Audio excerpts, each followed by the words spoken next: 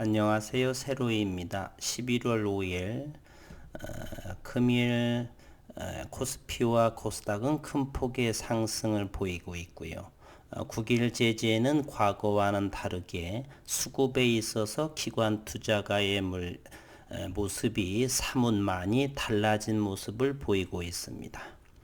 기업적인 내용을 다시 한번 리프레시하고 그리고 왜 기관들의 수급 상황이 과거와 사뭇 달라졌는지를 다시 한번 연구해 보도록 해보겠습니다. 지난 29일 9일 제지는 좋은 내용의 모습을 보여주고 있죠.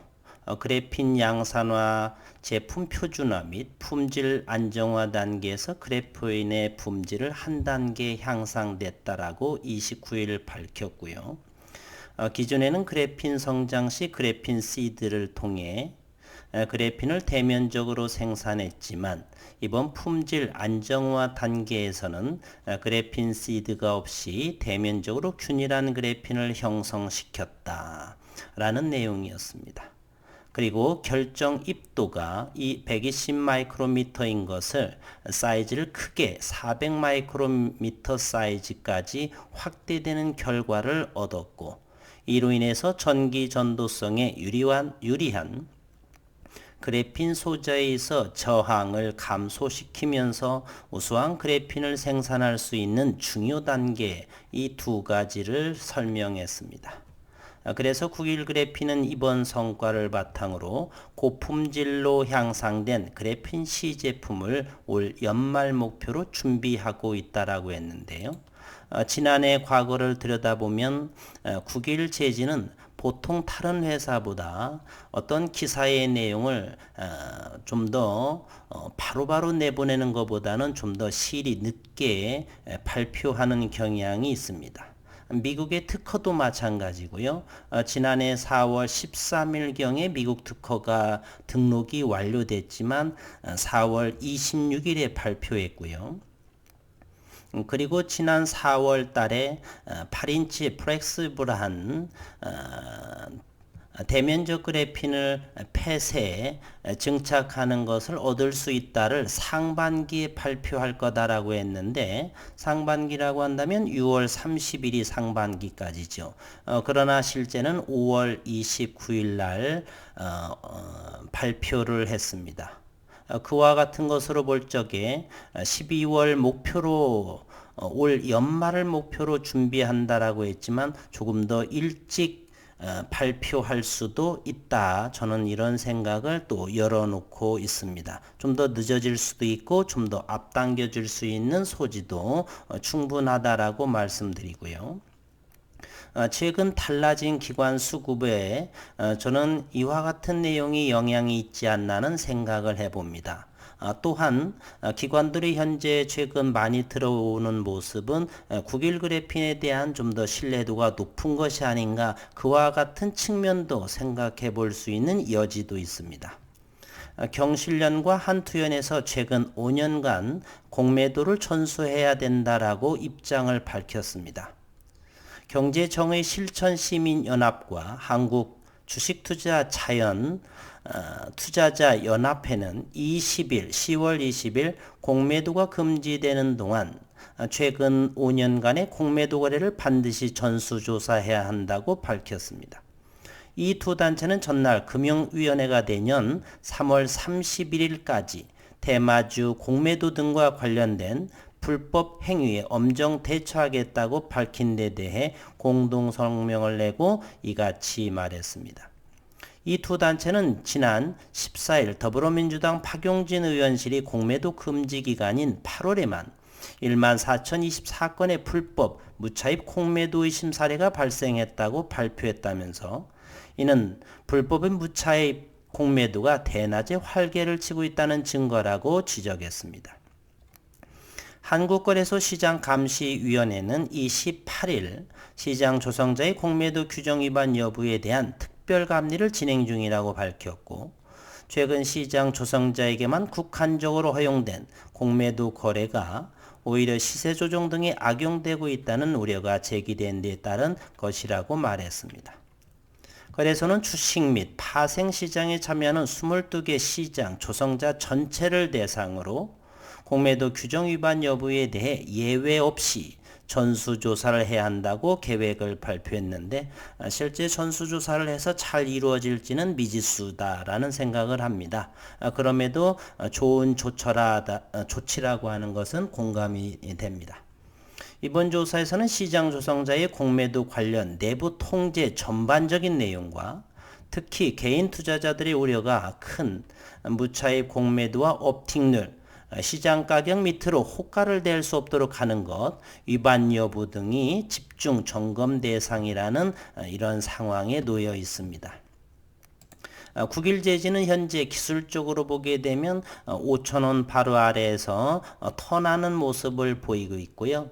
그보다는 우리가 들여다볼 것은 외국인과 기관들의 수급 동향입니다. 외국인은 오늘도 20만 주를 해서 530만 주 4.19%의 보유 지분을 가지고 있고요. 최근의 모습을 대차와 함께 들여다보도록 하겠습니다. 대차를 보게 되면요. 최근 며칠간만 보더라도 상환이 상당히 많이 이루어져 있죠.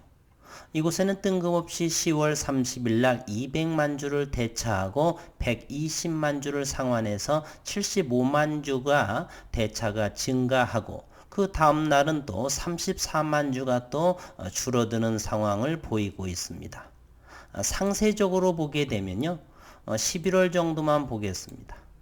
최근 월요일에서 오늘 목요일까지를 보게 되면 외국인이 130만 주를 차입하게 됩니다.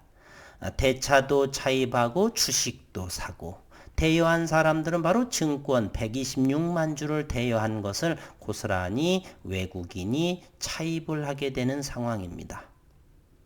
그러한 상황에 있죠. 대차도 차입하고 주식도 사고 수급 동향을 한번 보도록 하겠습니다. 최근 좀 전에 기사에서 봤듯이 7월 20일 이후부터만 보도록 하겠습니다. 10월 20일 이후 기사가 발표되면서 전수조사를 한다는 내용 그리고 공매도, 무차입 공매도를 감리 중에 있다라는 것이 나오면서 그동안의 금융투자는 지속적으로 매도할 물량도 없는데 지속적으로 매도하다가 10월 20일 이후에는 금융투자는 지속적으로 이렇게 매수를 하고 있습니다. 대면적 그래프인 국일에 대한 신뢰도가 높아져서 그런 것인지 상황은 정확히는 알 수 없습니다. 분명한 것은 과거와 전혀 다른 매매를 하고 있다는 사실이죠. 오늘 또 44,000주를 사고요. 그리고 투신에서는 23,000주. 투신도 지속적으로 매수에 가담하고 있는 모습이죠. 단 3일만 매도를 하고 5,000원 아래에서는 지속적으로 외국인과 기관이 동시 쌍끌이로 매수하고 있는 상황입니다. 유독히 이 국일제지의 모습하고 HLB라고 하는 종목도 마찬가지입니다. 여기도 자꾸 7월이라고 나오네요. 10월 20일 이후를 보게 되면 똑같이 3일 정도만 매도를 한 모습이고 지속적으로 외국인과 기관은 함께 특히 금융투자 쪽에서 지속적으로 매수하고 있다는 사실입니다. 이 HLB와 국일제지는 두 종목 모두 다 개인 투자자들이 상당하게 의구심을 가지고 있는 종목입니다.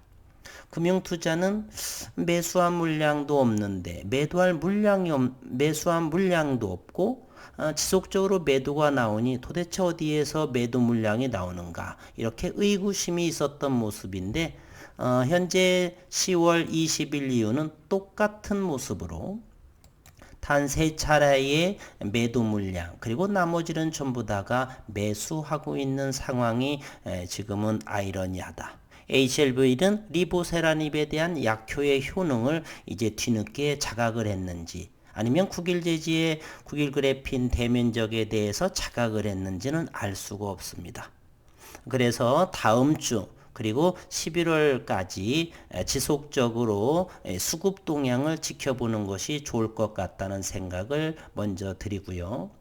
국일제지는 조금 전에 10월 29일 회사에서 발표한 것처럼 시제품이 연내에 나올지 조금 늦어질지 과거의 생각을 했다 보면은 조금 더 앞당겨 줄 수도 있지 않나 하는 생각을 해봅니다. 어쨌든 좋은 모습의 흐름을 보이고 있는 두 개의 종목이고요. 특히 국일에서는 더욱 좋은 모습이라 봅니다. 현재의 주가는 가장 바닥권에 위치한 모습이고요. 5,000원의 아래에 있습니다. 자칫 5,000원 아래에서 좀 더 지속적인 주가의 모습을 보이고 있다라고 한다면 5,180원에 12 전환 물량의 가격 재조정, 리픽싱이 나올 수도 있는데 두 달 이상을 평균 내야 되기 때문에 지난 10월과 9월 경에는 5,000원 이상에서 있었던 종가 기준으로요. 5,000원 이상에 있었던 기간이 더 많다는 것을 알 수 있습니다. 따라서 현재 11월 달의 주가의 모습에 따라서 5,180원의 12전환 물량의 가격 재조정은 이루어질 수도 있고 그렇지 않을 수도 있는 상황입니다. 어쨌건 기관과 외국인의 쌍끌이 매수의 모습은 긍정적이다. 그리고 12월을 기대해 볼 만하다. 이렇게 말씀드리고 싶습니다. 오늘도 수고 많으셨습니다.